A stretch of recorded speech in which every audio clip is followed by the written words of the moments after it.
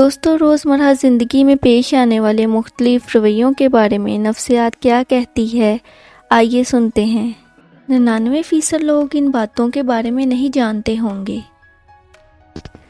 وہ لوگ بہت جلد بوڑھے ہو جاتے ہیں جو اپنی گزری ہوئی زندگی پر پچھتاتے ہیں۔ ایک اچھے انسان کو ہمیشہ باہر والے عزت دیتے ہیں، گھر میں اس کی کوئی خاص ویلیو نہیں ہوتی۔ آپ کو 90% خوشی اپنی اندرونی سوچ اور احساس سے ملتی ہے، لہٰذا خوش رہنے کے لیے دنیا کو بدلنے کی بجائے اپنی سوچ بدلیں۔ جس گھر میں بہت زیادہ لڑائی ہوتی ہے، اس میں موجود بچوں پر ایسا ہی اثر ہوتا ہے جیسے جنگ کا سپاہی پر۔ اگر آپ ذہنی سکون چاہتے ہو تو ایک بات ہر وقت اپنے ذہن میں رکھو، کسی سے کبھی کوئی امید مت لگانا، کیونکہ امیدیں ہی تمام دکھ، درد اور پریشانیوں کی جڑ ہیں۔ خاموش رہنے والے لوگ بہت جلد زیادہ بولنے والوں کے مقابلے میں زیادہ ذہین اور تخلیقی ہوتے ہیں۔ رات کو زیادہ سوچنے سے سونے کی صلاحیت 85% تک کم ہو جاتی ہے۔ نفسیات کے مطابق وہ لوگ بہت جلد دماغی کمزوری کا شکار ہوتے ہیں جو زیادہ سوتے ہیں۔ اگر آپ کو گہری نیند آ رہی ہو اور آپ 15 منٹ تک نہ سوئیں تو آپ کی نیند اڑ جاتی ہے۔ اگر آپ بیٹھے بیٹھے ہاتھ پاؤں ہلاتے رہتے ہیں تو آپ ذہنی انتشار کا شکار ہیں۔ بہت زیادہ سوچنے والے لوگ آہستہ آہستہ ڈپریشن کا شکار ہو جاتے ہیں۔ عام آدمی دن میں 4 جھوٹ بولتا ہے اور سب سے عام جھوٹ یہ ہے کہ میں ٹھیک ہوں۔ اگر آپ کو معمولی باتوں پر غصہ آتا ہے تو آپ محبت کی کمی کا شکار ہیں اور محبت کے متلاشی ہیں۔ اگر آپ خود سے پیار نہیں کرتے تو آپ ہمیشہ ان لوگوں کے پیچھے بھاگتے رہیں گے جو آپ سے پیار نہیں کرتے۔ بہت زیادہ سوچنے سے ہمارا دماغ ہمیں گزرے ہوئے تکلیف دہ لمحات اور واقعات یاد دلاتا ہے۔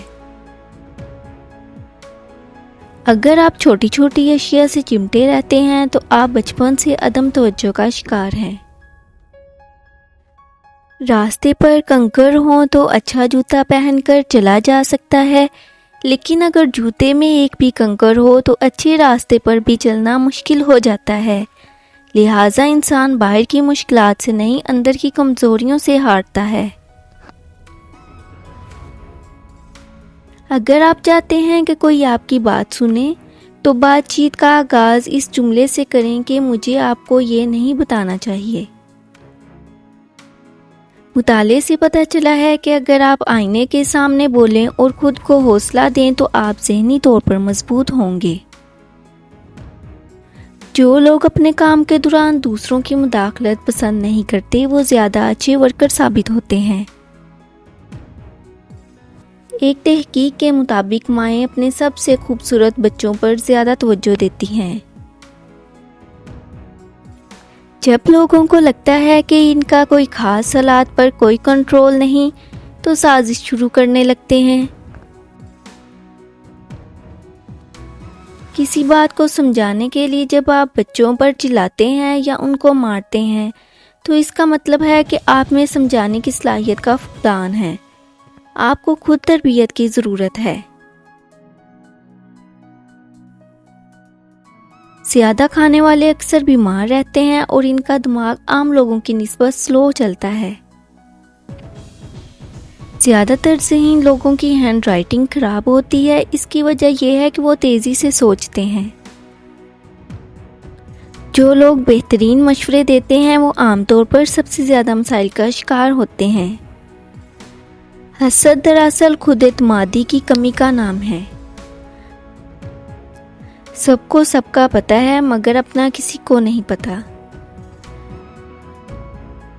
جو انسان ہر وقت سب کی خوشی چاہتا ہے، سب کے بارے میں سوچتا ہے، سب کا خیال رکھتا ہے، وہی انسان زندگی میں سب سے اکیلا رہ جاتا ہے۔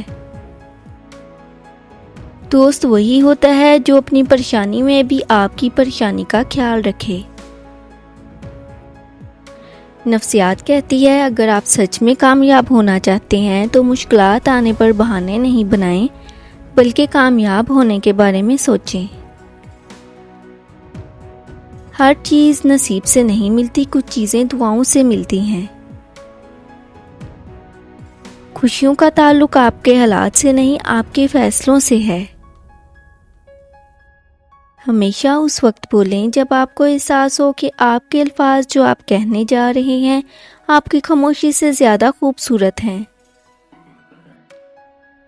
جو لوگ کہتے ہیں کہ پیچھے مڑ کے نہیں دیکھنا چاہیے، غلط کہتے ہیں، بار بار دیکھنا چاہیے تاکہ اپنی اوقات یاد رہے کہ کہاں چلے تھے اور کہاں تک پہنچے ہیں۔ جو لوگ اکثر قسمیں کھاتے ہیں وہ جذباتی طور پر مضبوط اور ہوشیار ہوتے ہیں۔ اچھے، خوبصورت اور کھلے کپڑے پہننے سے آپ کی خود اعتمادی میں اضافہ ہوتا ہے۔